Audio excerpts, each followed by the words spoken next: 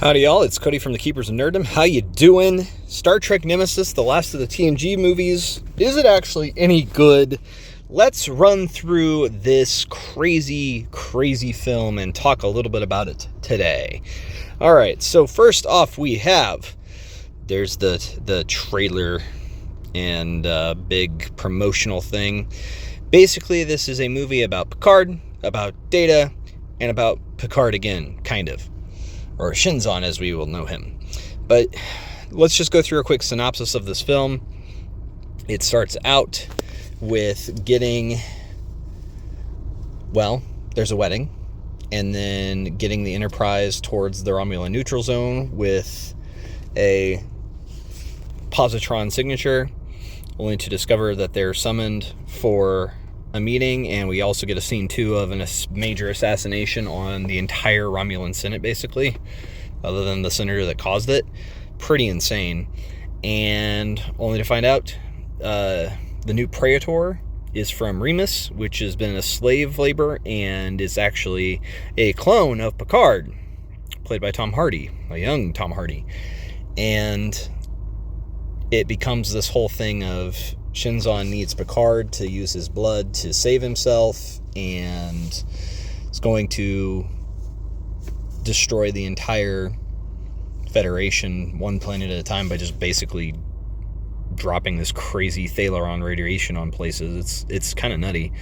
Not that he needs to use it on a lot of planets, because you use it once or twice, it's over. And the ship he has, the Scimitar, is ridiculously overpowered and makes no sense. But that's whatever.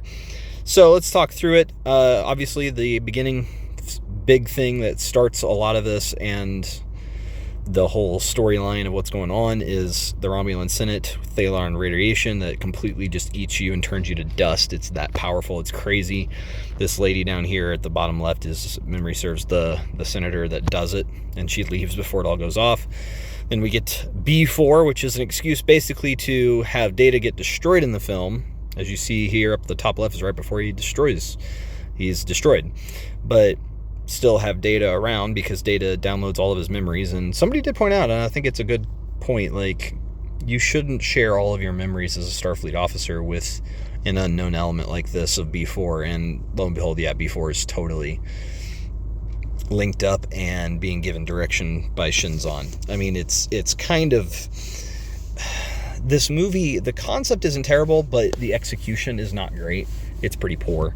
It is not a great film as far as the execution of stuff. The visuals are very stunning, but the things when you start to think about them just don't make sense. Like, seriously, you're giving all of the information possible to B4. That's insane.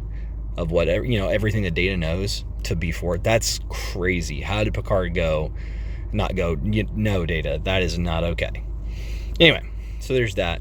And then we do have our wonderful team that Riker and Troy are about to go over to the Titan because they're married and everything is kind of happened, and now it's not because they got to deal with Romulan stuff. And we discover Shinzon, which is bald Tom Hardy. And honestly, the funniest part of this film is when he is in a picture as supposed to be a young... Basically, he's playing as a young Picard in a picture that's bald and stuff, and it looks really, really weird. Like, he's more bald than Patrick Stewart is.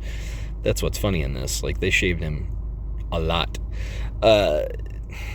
He's an interesting villain, but he loses sight of everything and just to pursue vengeance in a point where he didn't need to at first. And some of the things that he does to, like, attack Troy, it's very... immature selfishness that is kind of crazy. Like, how old is he supposed to be? I don't remember how old he's supposed to be in this film, but it's like in his, I think, 20s, maybe 30s. It's an interesting thing. He could be a very interesting character, but also Romulans would not follow a human clone. Remans, I question that. It's some strange logic jumps that they make just to put Picard in a room with the Romulan Praetor, who is now a clone of himself. Very strange, very crazy stuff. All right, we do have... I mean, honestly, the chemistry between Picard and Shinzon is really good. Like, it is a fascinating thing, and as Shinzon is slowly losing the battle with his genetics and how messed up he's becoming, it is pretty impressive, the issues that are going on at one point where he's like mad and just you see the veins get worse in the moment. Pretty crazy stuff. His golly, the Riemann Viceroy is Ron Perlman apparently, and you can kind of tell just because it's Ron Perlman, but man, it's fascinating. Like he's one of the creepiest, best parts of the film, other than when he does pass away in the movie fighting Riker. There's apparently just a shaft in the Enterprise. It's like where, how, why? Makes no sense. It's so funny. The Riemanns though, great makeup, amazing look. They are creepy as all get out, and they are just a perfect. They honestly, it should have just been Riemanns. I mean, really. So we see here just the ship stuff going on in this film. I don't want to take a whole lot of time to talk about this movie in a way, because there's parts of it I really like the ship moments are amazing, but the logic of this film is very, very poor, and it's not much really in this movie to make it a movie. There's not a lot. Yeah, it's the fact that Riemanns, who are a slave labor, built the scimitar on their own without being found out, and it also has this Thalaron generator stuff that's apparently really, high-tech, very dangerous stuff. I'm sorry, like, does not make sense at all.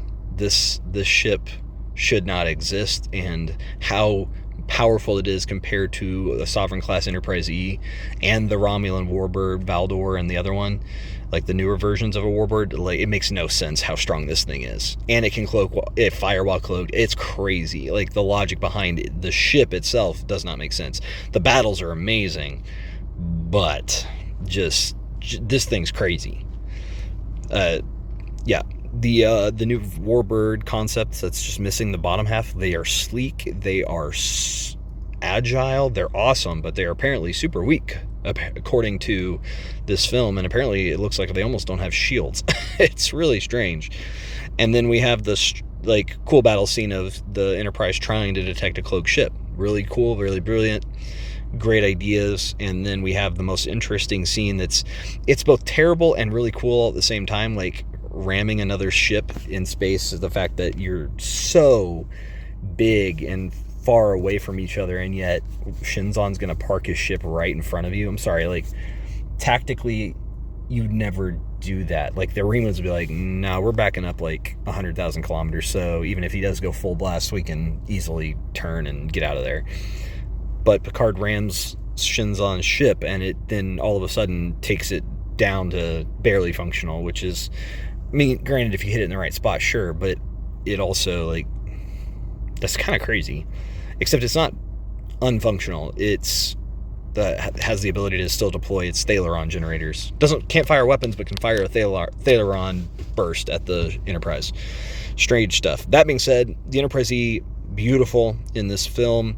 It's just the fact of this film makes it look like it is paper. It's a paper tiger.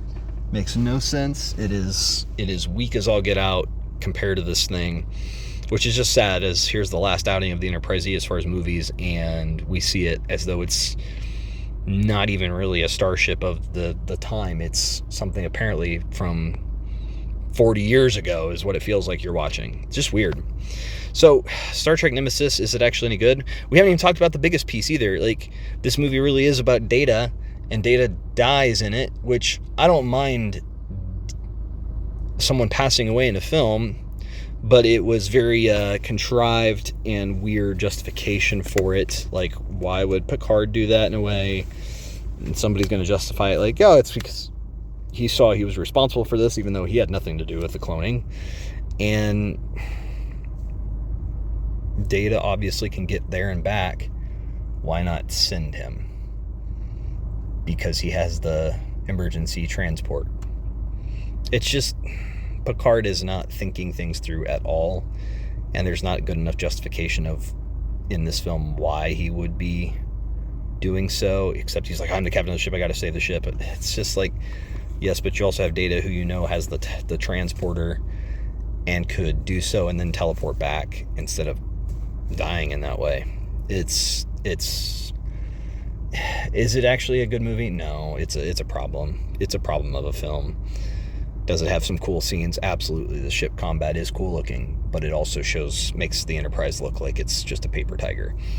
Anyway, let me know down in the comments below what you think about Star Trek Nemesis. Is it actually any good? Like, share, and subscribe. Thank you so much for hanging out with me. I've been Cody from the Keepers of Nerddom. Bye, y'all.